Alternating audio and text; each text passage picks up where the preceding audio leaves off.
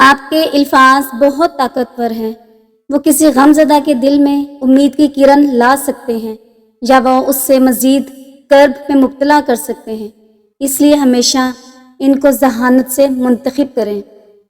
بانو قدسیہ کہتی تھیں، ہم سفر خوبصورت نہیں بلکہ مخلص ہونا چاہیے۔ جس کو مخلص انسان مل جائے وہ دنیا کا سب سے امیر ترین انسان ہے۔ ایک سائل نے کسی دانا شخص سے پوچھا، کیا چیز زیادہ اہم ہوتی ہے، رستہ یا منزل؟ دانا شخص بولا، تمہارا ہم سفر۔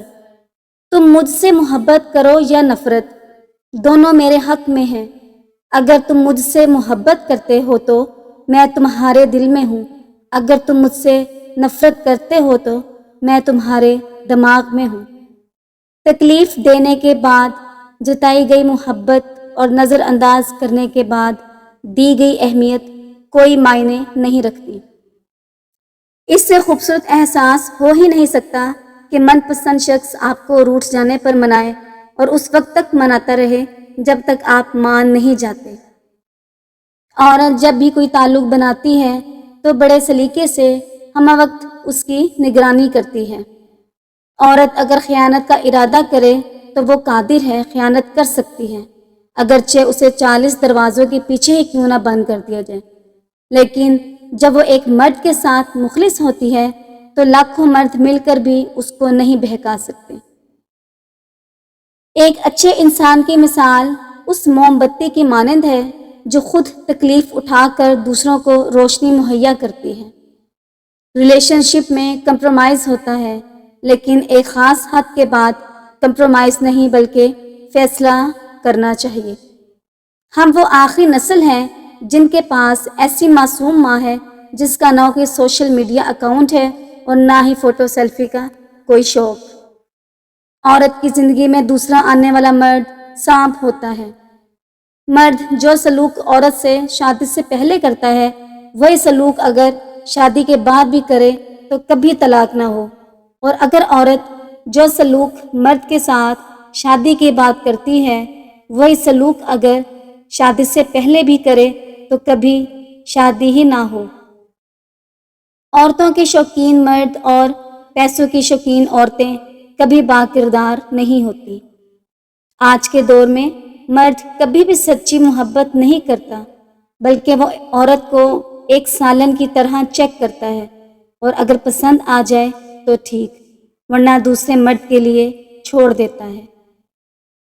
اگر تم یہ جاننا چاہتے ہو کہ عورت حقیقت میں کہنا کیا چاہتی ہے تو اس کی بات نہیں سنو بلکہ اس کی طرف دیکھو۔ عورت کی نفسیات کے مطابق اسے ایک ایسے میچور مرد کی ضرورت ہوتی ہے جو اسے بچوں کی طرح ڈیل کرے اور اس کی ہر بچگانہ حرکات کو برداشت کرے، اور سب سے بڑی بات اسے منانے کا ہنر آنا چاہیے۔ مرد پوری زندگی اس عورت کے لاڈ اٹھاتا پھرتا ہے جو جانتی ہو کہ مرد کو اپنی جانب کیسے مائل کرنا ہے اور جس کو مرد کا اچھی طرح دھیان رکھنا آتا ہو۔ مرد کو اپنی بیوی کے علاوہ ہر عورت معصوم اور مظلوم لگتی ہے۔ محبت ایک مہمان ہے، یہ انہی کے ہاں آتی ہے جو اس کی میزبانی کے لیے تیار ہوتے ہیں۔ عورت سب مردوں کو پاک دامن چاہیے، خود چاہے 100 جگہ منہ کیوں نہ مارا ہو۔ زندگی کی سب سے بڑی انویسٹمنٹ ہم کسی انسان پر کرتے ہیں، اپنی جوانی کے قیمتی سال محبت کے نام پر دیتے ہیں، اور بدلے میں کیا ملتا ہے؟ نہ ختم ہونے والی اداسی، عمر بھر کا روگ، اور پل پل لمحے لمحے کا انتظار بس۔ جب مرد کسی عورت سے محبت کرتا ہے اور اسے پا نہیں سکتا اور وہ کسی اور نکاح میں چلی جاتی ہے تو یقین مانیے ہر رات وہ سینکڑوں بار یہ سوچ کر مرتا ہے کہ اس کی محبت کسی اور کی دسترس میں ہے، کسی اور کو حاصل ہے اور اس پر اس کا کوئی حق نہیں۔ اس مرد کی اوقات ایک کتے کے برابر ہے جسے دیکھ کر ایک عورت اپنا راستہ بدل لے۔ صبح کی نیند انسان کے ارادوں کو کمزور کرتی ہے۔ منزلوں کو حاصل کرنے والے کبھی دیر تک سویا نہیں کرتے۔ منافقت منہ کے بدبو کی طرح ہوتی ہے، اپنا تو پتہ نہیں چلتا صرف دوسروں کی بری لگتی ہے۔ اگر ہارا ہوا انسان ہارنے کے بعد بھی مسکرا دے تو جیتنے والا اپنی جیت کی خوشی کھو دیتا ہے۔ بوڑھے لوگ بیماری سے نہیں، اکیلے پن اور تنہائی سے مر جاتے ہیں۔ کسی کی خوشی میں شریک نہ ہوں بلکہ اس کی خوشی کی وجہ بن جائیں، اور ہر کسی کے دکھ میں شریک ہو جائیں، نہ کہ اس کے دکھ کی وجہ بنے۔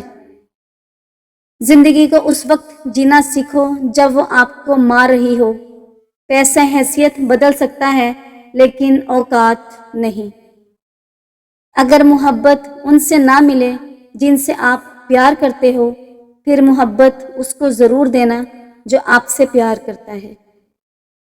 زندگی کے 3 اصول بنا لو۔ اس سے ضرور معافی مانگو جسے تم چاہتے ہو۔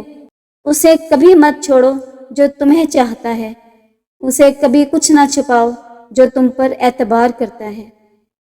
دوستی اور محبت ان سے کرو جو نبھانا جانتے ہو، نفرت ان سے کرو جو بھلانا جانتے ہو۔ ماہر نفسیات کا کہنا ہے کہ جب ہمیں کوئی درخت گرانا ہوتا ہے تو ہم اس کو کاٹتے نہیں ہیں بلکہ اس کو نظر انداز کر دیتے ہیں۔ اس کے سامنے دوسرے درختوں کو پانی دیتے ہیں، توجہ دیتے ہیں، اس کی دیکھ بھال کرتے ہیں اور اس درخت کو یکسر نظر انداز کر دیتے ہیں، اور وہ درخت اپنے آپ مرجھا جاتا ہے۔ پھر اسے گھن لگتا ہے اور وہ دیکھتے دیکھتے ختم ہو جاتا ہے۔ یہی رویہ مرد عورت کے ساتھ بھی کرتا ہے۔ جو پہلے توجہ دیتا ہے، وقت دیتا ہے، ان کی پرورش کرتا ہے، اور جب ان سے جان چھڑانی ہو تو ان کو نظر انداز کر دیتا ہے۔ اسی طرح وہ رشتے بھی آہستہ آہستہ موت کے منہ میں پہنچ جاتے ہیں جہاں زندہ یا مردہ برابر ہوتے ہیں۔ جانور میں خواہش اور فرشتے میں عقل ہوتی ہے، مگر انسان میں یہ دونوں چیزیں پائی جاتی ہیں۔ اگر وہ عقل دبا لے تو جانور، اگر خواہش کو دبا لے تو فرشتہ۔